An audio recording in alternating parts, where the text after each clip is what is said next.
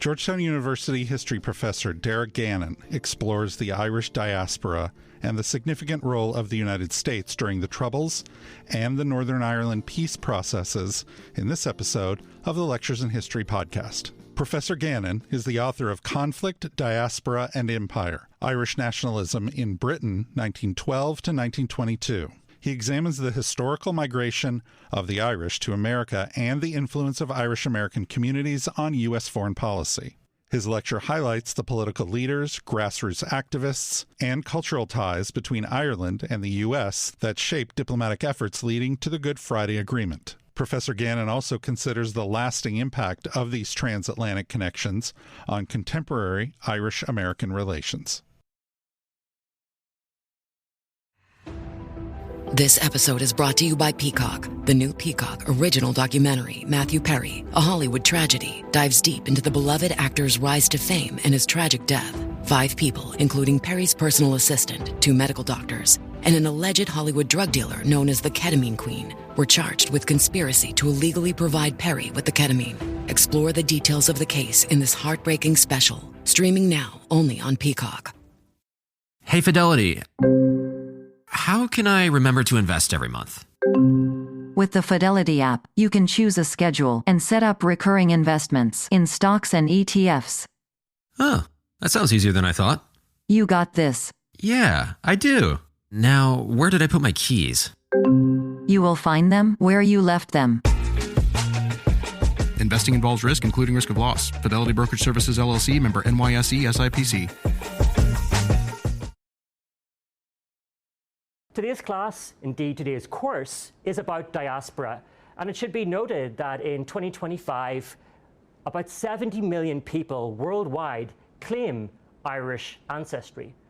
No less significantly, about 200,000 people claim connections to Georgetown through the alumni network. So, to the global Irish diaspora and to the global Georgetown diaspora, you are all very welcome to share in this class today. So let's begin.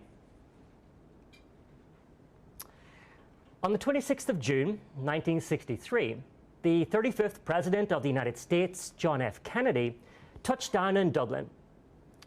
It took 115 years to make this trip, 6,000 miles, and 3 generations, JFK proclaimed to an expectant audience. Now, Kennedy's wry observation was not some commentary on the efficacy of Air Force One, but rather a recognition that his personal journey across the Atlantic was that of a broader, shared Irish-American history.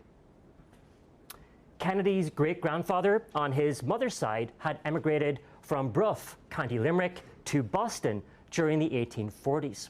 And his great-grandfather from his father's side simultaneously had emigrated to the New World from New Ross, County Wexford. They were just 2 of approximately 20 million who left Ireland between 1845 and 1855 due to the Great Irish Famine. Of those who remained on the island, 1 million would die of starvation and disease. You can see some of the pictures here of JFK's visit to Ireland, this specific image of his motorcade in County Cork, and also his arrival at New Ross to the Kennedy family homestead. He is greeted voraciously by Mary Ryan, his 3rd cousin, undoubtedly sending the Secret Service into high alert as she greeted him. But what's quite interesting is how she greeted him. She said, "Jack, welcome home." And there is this sense by commentators and by scholars that Kennedy's visit, ostensibly a personal visit to see the land of his forefathers, was also bringing Irish history full circle, that this was the end of the famine story. No longer a narrative of forced displacement, forced migration, indeed exile, JFK represented an immigrant success story. He was a voluntary return migrant to a new modern Ireland in the 1960s. On the penultimate day of his visit to Ireland, President Kennedy delivered an address to Dáil Éireann, the Irish Parliament in Dublin. Now, this has gone down in the Irish history books as, quite correctly, the first speech ever delivered by a foreign head of state to the new assembly since Ireland gained independence in 1922, following years of conflict with Britain. I would suggest, however, that JFK's speech, the significance of that speech, was even greater. In an address for the ages, JFK eulogized the Irish-American experience since the 18th century. James Hoban, the Irish-born architect of the White House. John Barry, the Irish-born father of the US Navy during the American Revolutionary War. Thomas Francis Meagher, the leader of the Irish Brigade in the Union Army during the American Civil War. It was an address, in short, not of an American president, but of a self-identified Irish-American president. So let's listen in to JFK speaking to Dáil Éireann and see if you can pick up on this self-identifying as an Irish-American president, the ethnicity, the voluntary ethnicity of JFK in Dublin in 1963.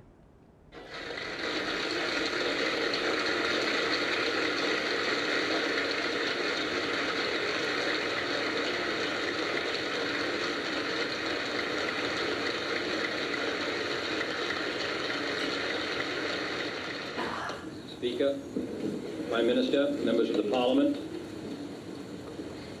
I'm grateful for your welcome and for that of your countrymen.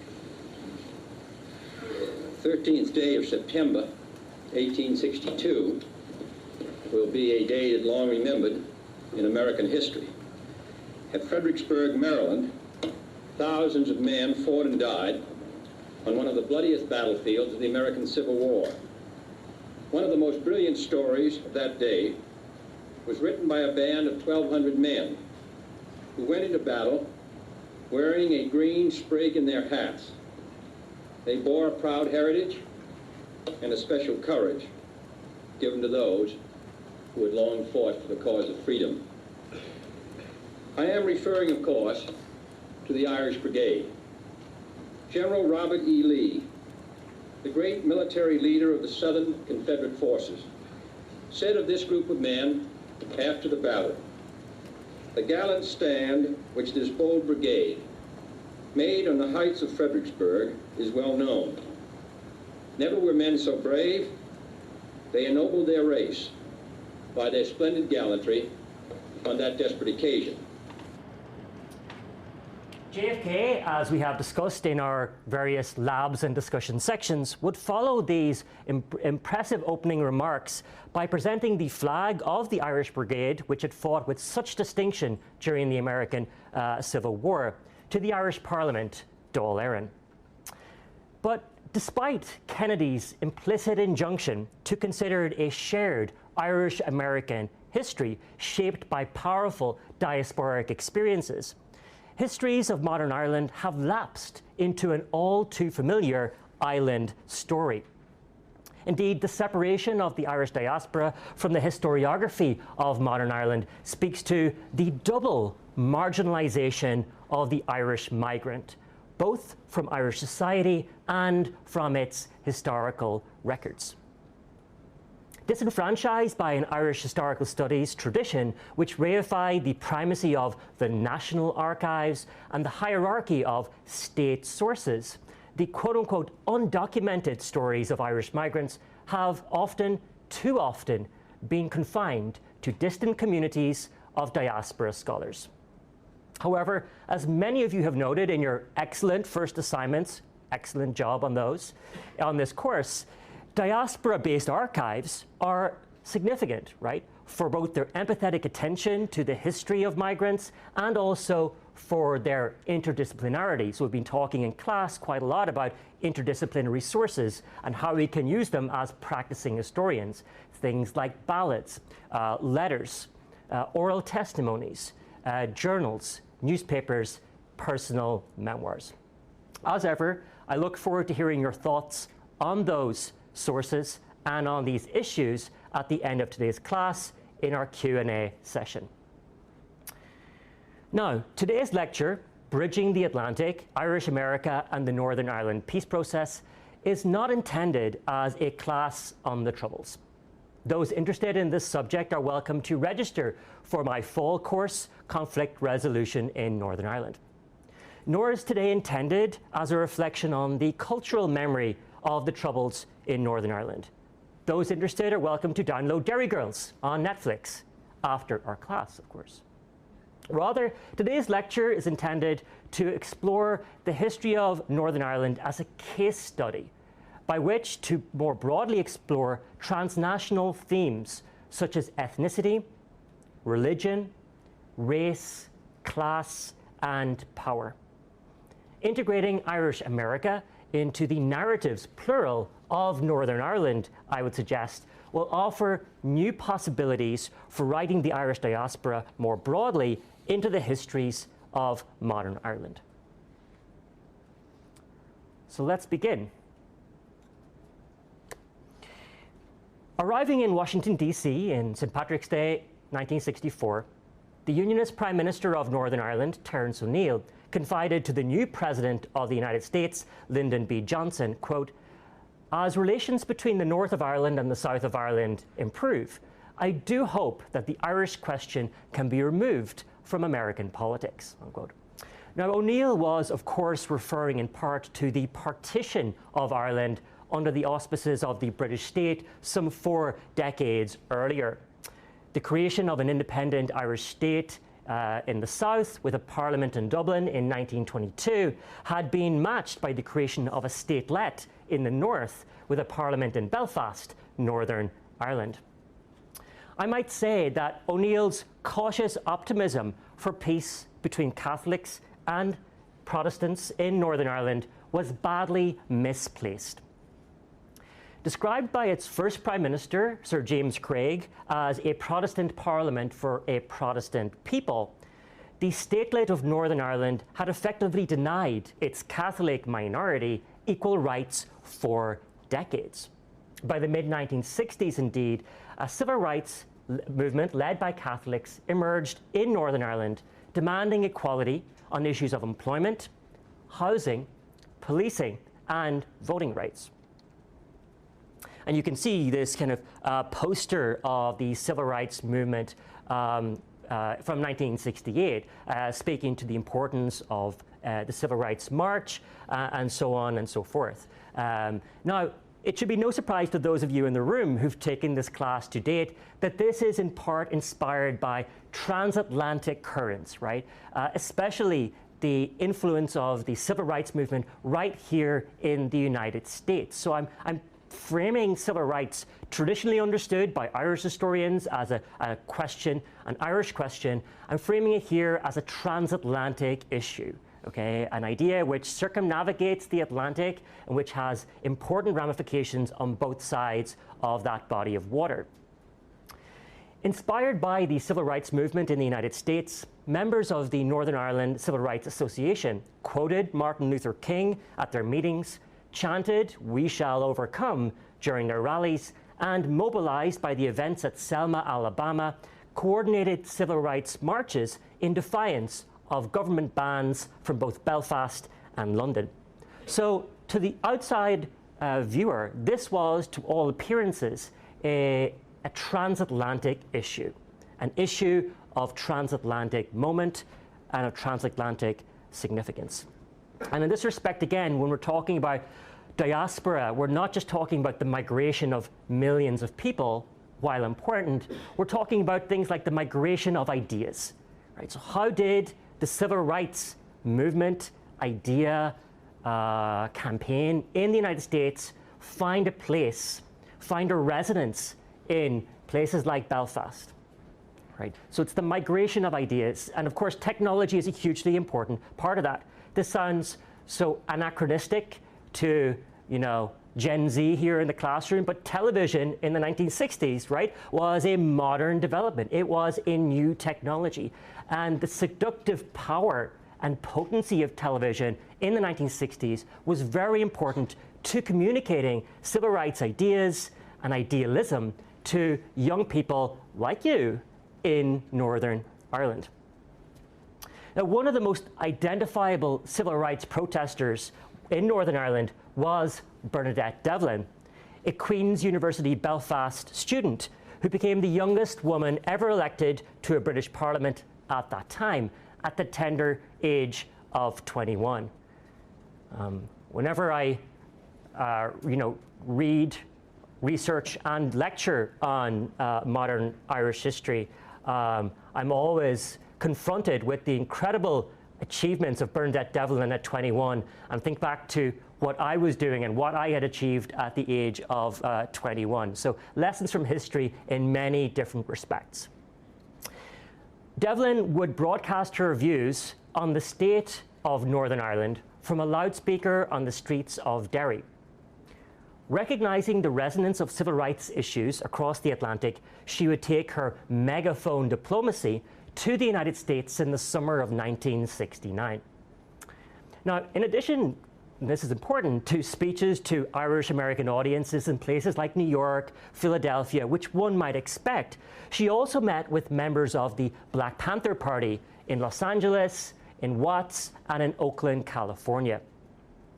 Espousing radical socialist views alongside more moderate demands for civil rights, Devlin's opponents in America, which included a following group of Irish Unionists, labelled her, disparagingly, Castro in a miniskirt. Now, you can hear in that terse quotation how, in some respects, again, America's cultural moment and political moment is influencing perceptions of the civil rights movement, albeit in a negative manner. Bernadette Devlin is not only being framed in an intersectional way as a woman, as a Catholic woman, as an Irish nationalist Catholic woman, she's also being connected consciously by her opponents to communism. And this, of course, has a resonance, the lingua franca of the 1950s, McCarthyism, et cetera, in the United States is intended, of course, to illegitimize, or delegitimize rather, the civil rights movement more broadly. And this can only happen given the currency of movement of ideas across the Atlantic between the United States and Ireland. More broadly, I should note, Devlin's American tour was indicative of a crystallizing Irish nationalist worldview, which was increasingly oriented towards the United States in search of a political solution to the conflict in Northern Ireland. Unionists, by contrast, seemed to have little interest or indeed conviction in American political culture. As we have heard, Northern Ireland Prime Minister Terence O'Neill implored LBJ, for example, to remove the Irish question from American politics. Yet, Ulster Unionists had perhaps an even greater claim to American political heritage and influence at the White House than their Irish nationalist counterparts. And so while we traditionally see the Irish in America almost in the image of President John F. Kennedy, Catholic, green, nationalist, in fact, there is a stronger and longer heritage of a Protestant Ulster Scots tradition in the White House than that represented by JFK.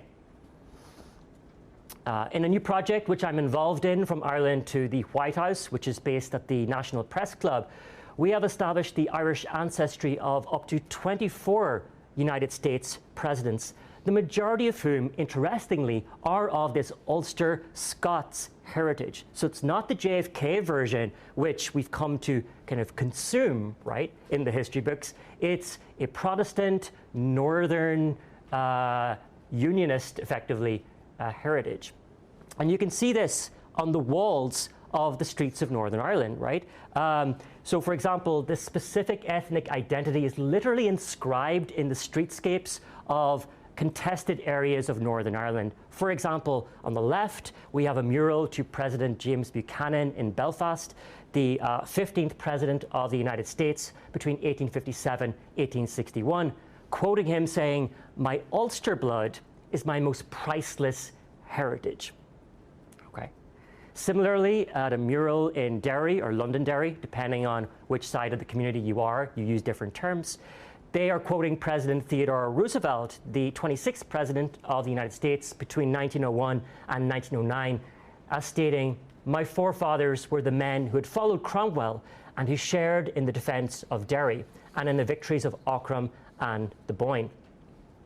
So there is a claim to an Irish-American presence in the United States, which is not the same as an Irish Catholic presence in the United States. Now, it should also be noted here, right, that these murals are relatively recent. They were essentially created in the early 21st century, decades after where we are in this class. And I think that's significant because, again, this is indicative of a unionist indifference to American politics. And this is picked up on by politicians of a unionist tradition later on in the Northern Ireland peace process. To quote just one, Democratic Unionist Party leader Jeffrey Donaldson would say in 2010, "It was a mistake that unionism did not recognize earlier the importance of American influence. We needed to be in Washington." C-SPAN's Lectures in History podcast continues in a moment.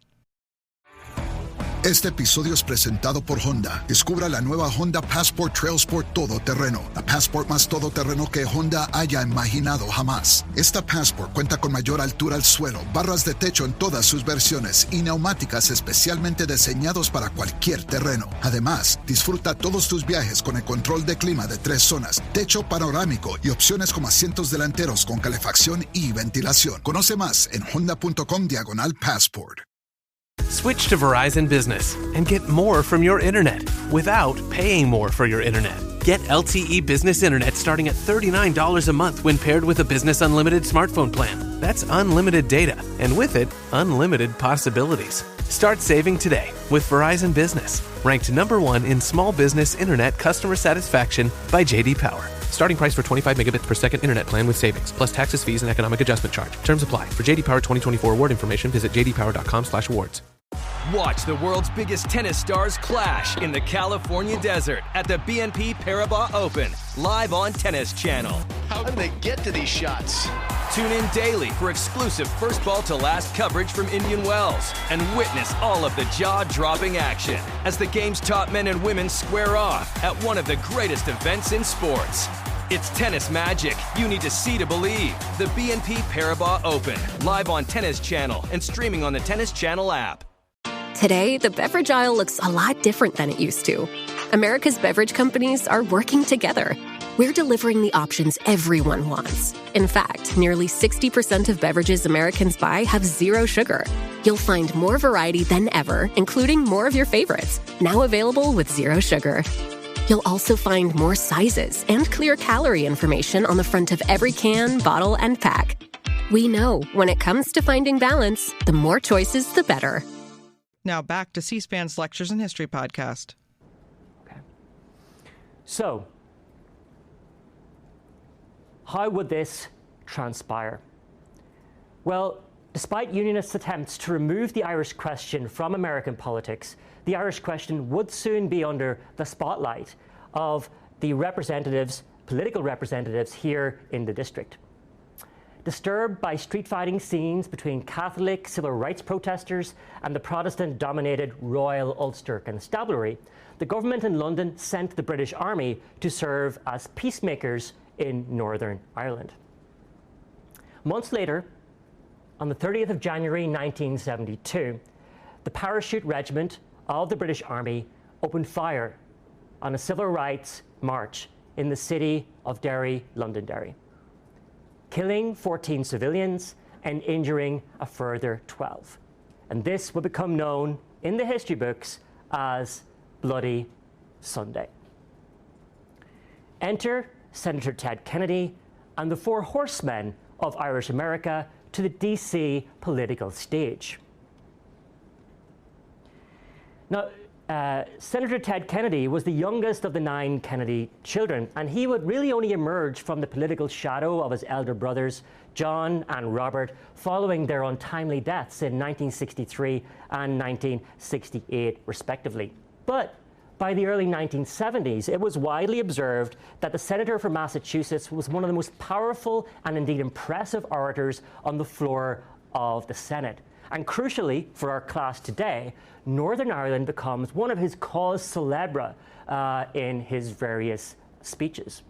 For example, in October 1971, Kennedy issued a resolution in the US Congress calling for the withdrawal of British troops from Northern Ireland, declaring, quote, Ulster is becoming Britain's Vietnam. Now, as you can imagine, I'm looking around the room at the shock and horror, some might say, at this analogy. This, of course, created shockwaves across the Atlantic, particularly in London, with the British establishment who were outraged that their domestic issue, as they would frame it, was being framed in such a transgressive way. Of course, Kennedy was trying to essentially communicate the nature of the violence on the streets of Northern Ireland to American political and perhaps public audiences. Okay, and watch this going forward, right? The use of American cultural and political vernaculars to signify meaning for the Irish question in the United States. Kennedy's consistent public statements eventually produced congressional hearings on Northern Ireland in February 1972. And this is only happenstance. It occurred literally weeks after the events of Bloody Sunday. Speaking to the House of Representatives Committee on Foreign Affairs, he proclaimed, quote, a new chapter of violence and terror is being written in this history of Ireland.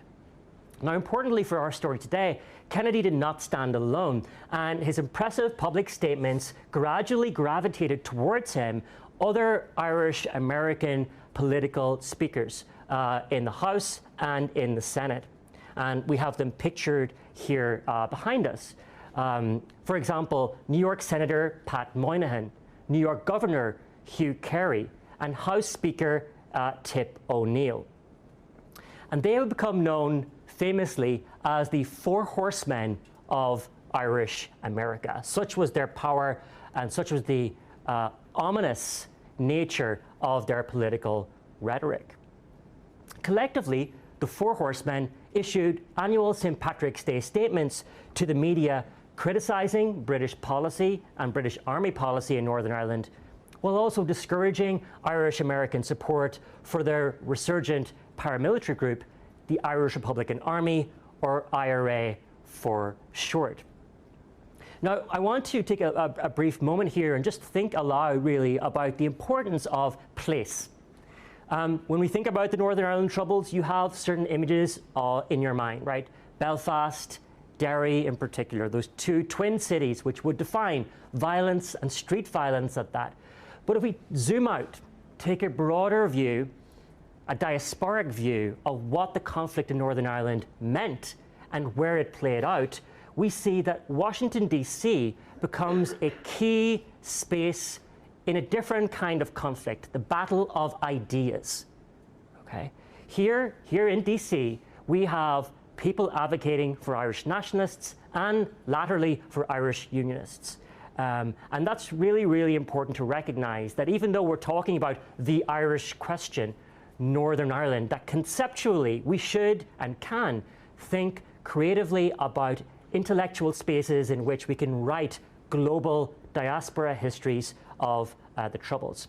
So, in effect, I'm positioning Washington, D.C. in this lecture as Ireland's global city, a place, indeed a space, in which a conflict, a diplomatic, political, and ethnic conflict was being played out, distinctive from the street battles of Derry and Belfast. And I think this gains even greater importance, this idea of territory and how we think of diaspora in those terms, when we see what happens next. So in the aftermath of Bloody Sunday and those dead civilians, the British government decide to end parliamentary rule in Belfast. So the Stormont government is disestablished, and we have a period of 25 years, effectively, of direct rule from Westminster. So even in democratic terms, all right, there is no platform, there is no forum, there is no democratic space in Northern Ireland for people to express their views for the entirety of the Northern Ireland Troubles. And so Washington, D.C., the House of Representatives, the Senate, and of course the White House essentially become key democratic spaces for debating issues pertaining to Northern Ireland. So in the absence of a functioning democracy, American political democracy becomes the home of political and diplomatic debates about Northern Ireland. Now, one person who grasps this well in advance is John Hume. More than any other Irish political figure in modern history, John Hume recognized the capital importance of Washington, D.C. as a place from which the conflict in Northern Ireland could be successfully mediated. The Derry-born Hume became one of the leaders of the civil rights movement in Northern Ireland, and indeed was outspoken in his conviction of a peaceful, indeed pluralist settlement to the conflict between nationalists and unionists. He, in turn, was recognized by US-based political figures such as Tip O'Neill and Ted Kennedy as a civic ambassador for political, cultural, and constitutional change in Northern Ireland. Famously, Hume would indeed brief Senator Kennedy on events across the Atlantic during moonlight tours of the National Mall right here in Washington, D.C. So enamored was he by our beautiful capital city. And as he wandered across the mall each night to the Lincoln Memorial, Hume wondered at the inscription above it, E pluribus unum, out of many, one. And through this kind of, this cultural truism of American politics, E pluribus unum, out of many, one, Hume began to think of a possible solution to the Northern Ireland troubles, a pluralist solution which could still find a home in a single community that was Northern Ireland.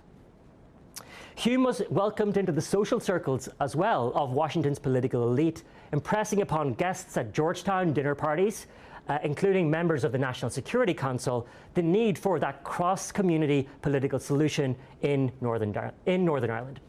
Indeed, Hume's ideas became so current that they were so widely discussed on the floor of the Senate that he became euphemistically known on Capitol Hill as the 101st Senator of the United States.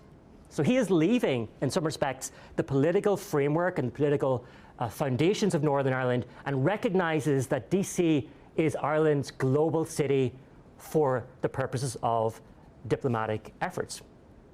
Indeed, he would later be awarded, as a citizen of the world, the Nobel Peace Prize for his political efforts. So I think, in speaking more generally, it's both historically accurate and appropriate that the transformational legacy of someone like John Hume should be commemorated across the Atlantic here in Washington, D.C.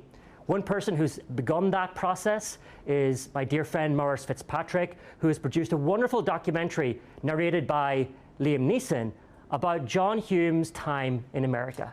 So let's listen in.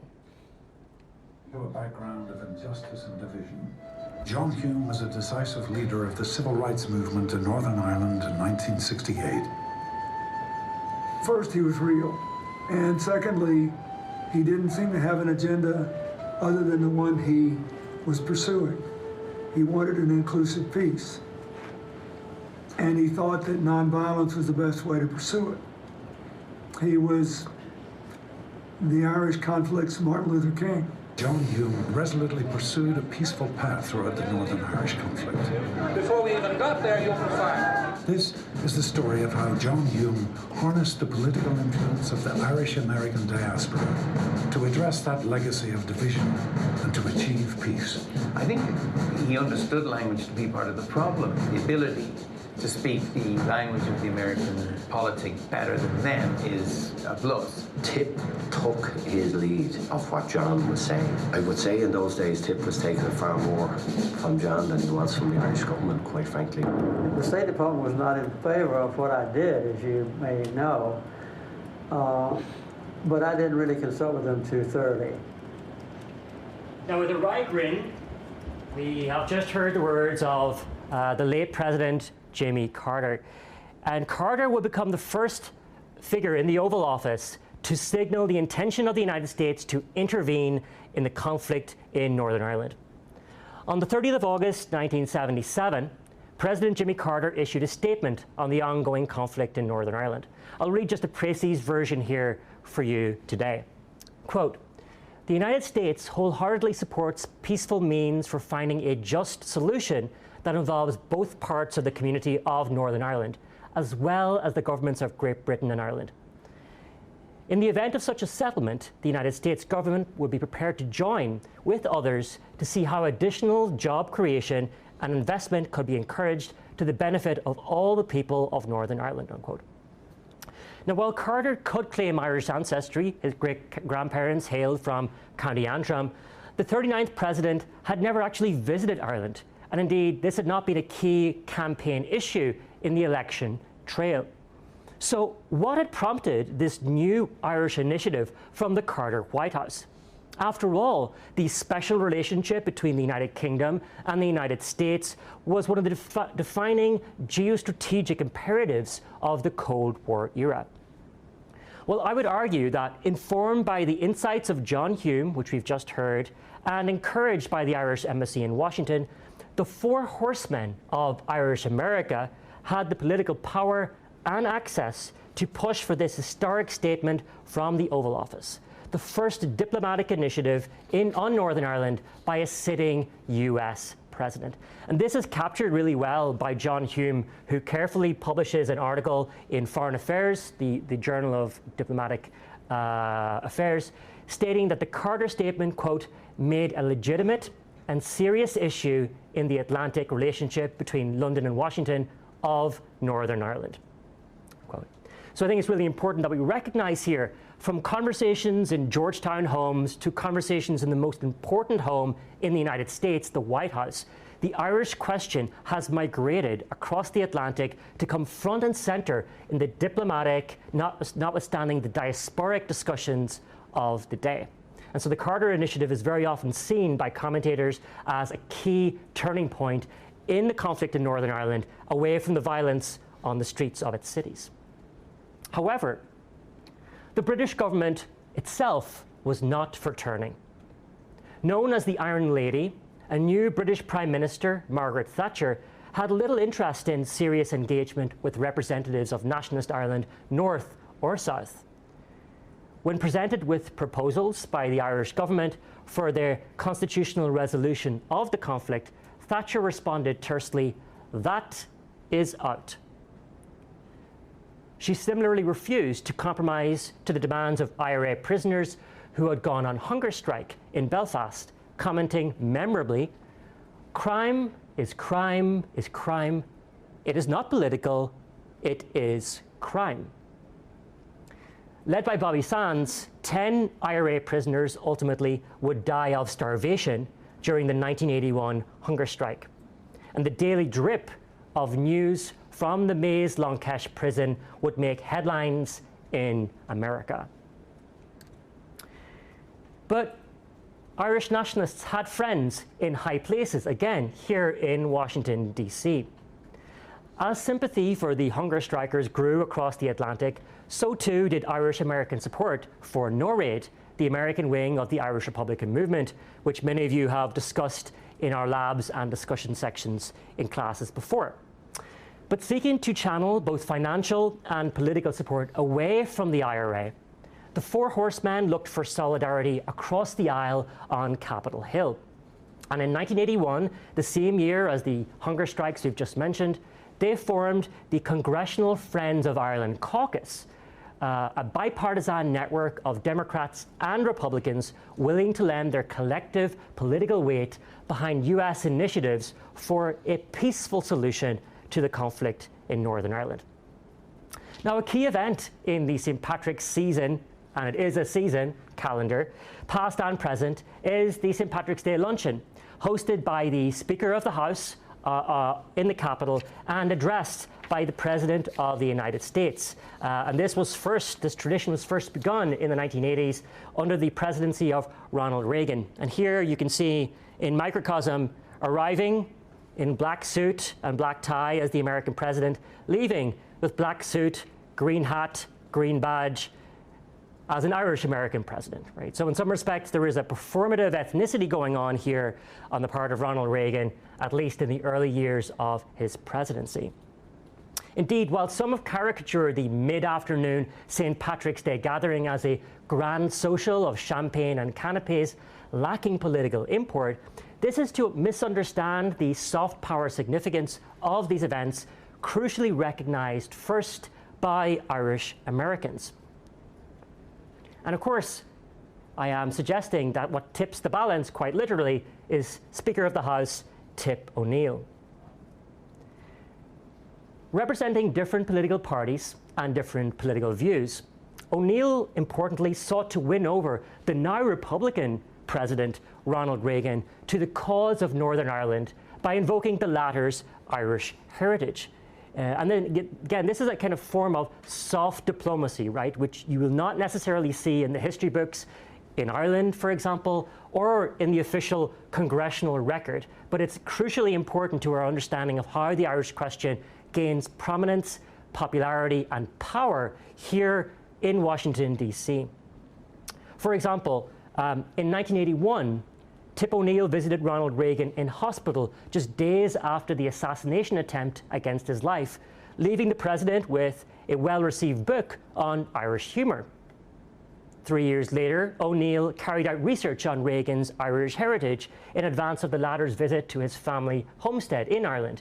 And you can see that he's carrying the kind of Reagan family badge as a badge of honour. Remarking of his growing Irish connection, President Ronald Reagan characterised his friendship with Tip O'Neill as, quote, one Irishman trying to corner another Irishman in the Oval Office, unquote. So we can see that Reagan is, by his words, very much identifying, just like JFK did in 1963, now as an Irish-American president, right? This is on the public record, it's before the cameras, and most clearly he's speaking to the people of the United States on St. Patrick's Day. At the 1985 Friends of Ireland luncheon, O'Neill and others lobbied President Reagan to persuade British Prime Minister Margaret Thatcher to grant the Irish government in Dublin an advisory role in Northern Ireland for the very first time. And despite her very public opposition to this idea, and indeed the assassination attempt on her own life by the IRA just months earlier, Thatcher officially embraced this American-inspired bipartisan approach to Northern Ireland, signing the Anglo-Irish Agreement with the Irish government in November 1985. And crucially, for the purposes of our lecture, the British Prime Minister would later acknowledge the influence of Reagan and the four horsemen of Irish America in making that decision. She said, quote, it was the pressure from the Americans that made me sign that agreement, unquote. Reagan followed through on his promise to O'Neill and the Friends of Ireland by further committing the United States to financially supporting a peace and reconciliation initiative, the International Fund for Ireland, to the sum of, get this, $250 million in 1986, right? So, C-SPAN's Lectures in History podcast continues in a moment. This episode is brought to you by Progressive Insurance. Do you ever find yourself playing the budgeting game? Well, with the Name Your Price tool from Progressive, you can find options that fit your budget and potentially lower your bills. Try it at Progressive.com. Progressive Casualty Insurance Company and Affiliates. Price and coverage match limited by state law. Not available in all states.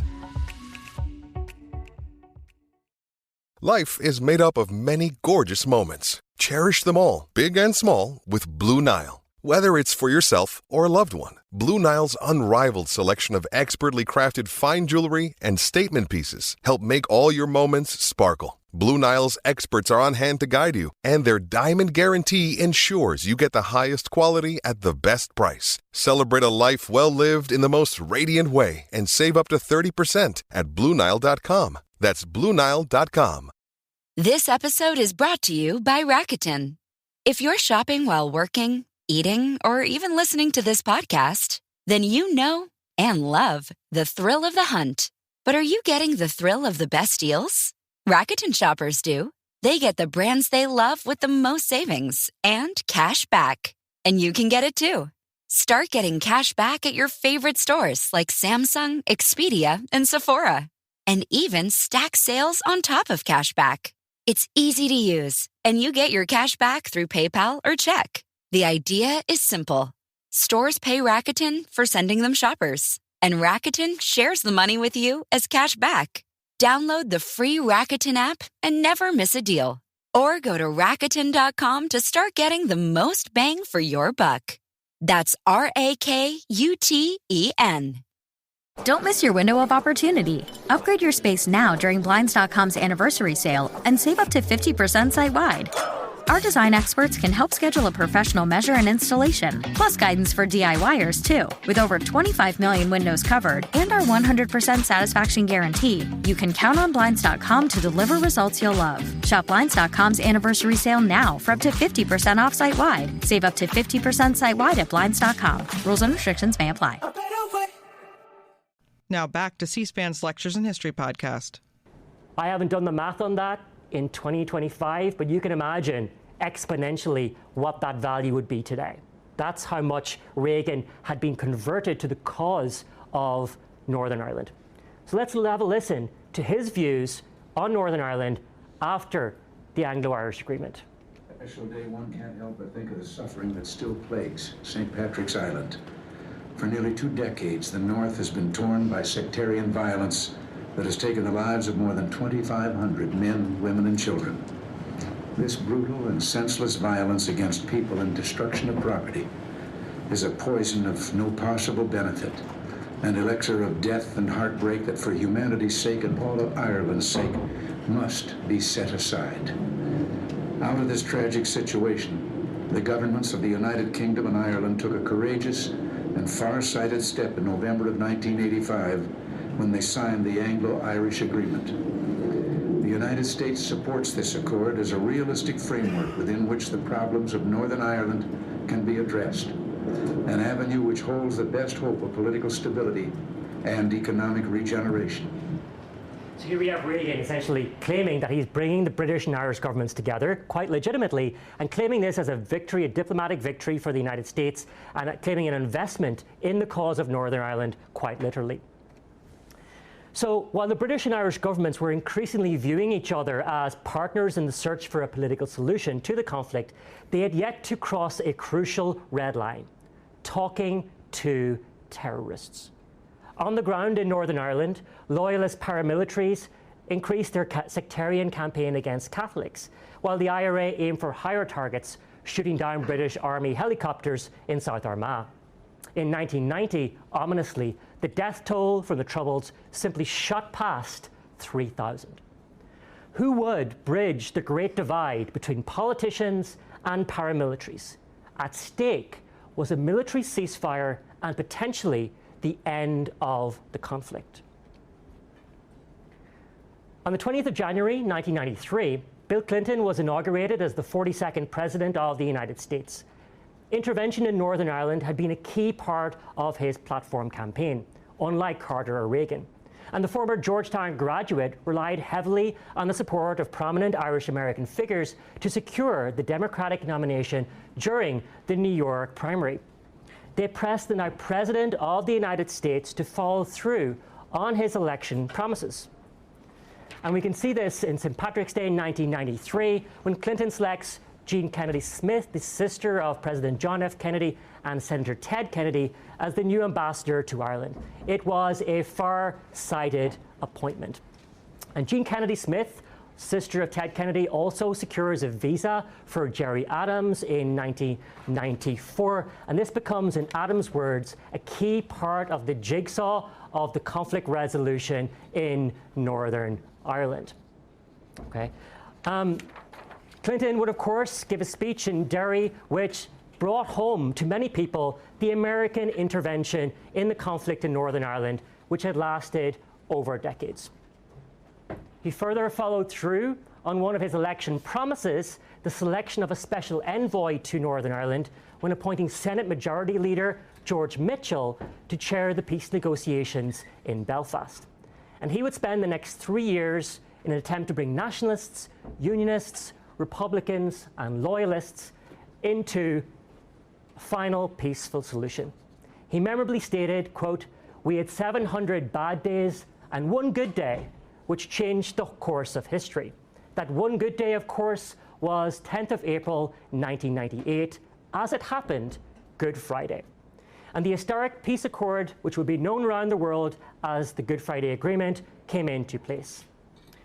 Bringing the conflict to a conclusion after 30 years, the agreement established a power-sharing government for Unionists and Nationalists in Belfast, enshrined civil rights guarantees for all, and allowed the people of Northern Ireland to choose a British identity, an Irish identity, or indeed both. Signed by political leaders across the Irish Sea, the Good Friday Agreement was in effect co-signed by the historic interventions of Irish-American representatives across the Atlantic. And that's where we bring our lecture today to a conclusion. I thank you for your attendance and for your attention. We will continue the conversation with your questions in our discussion sections today and tomorrow. And thanks to C-SPAN for hosting us here at Georgetown University.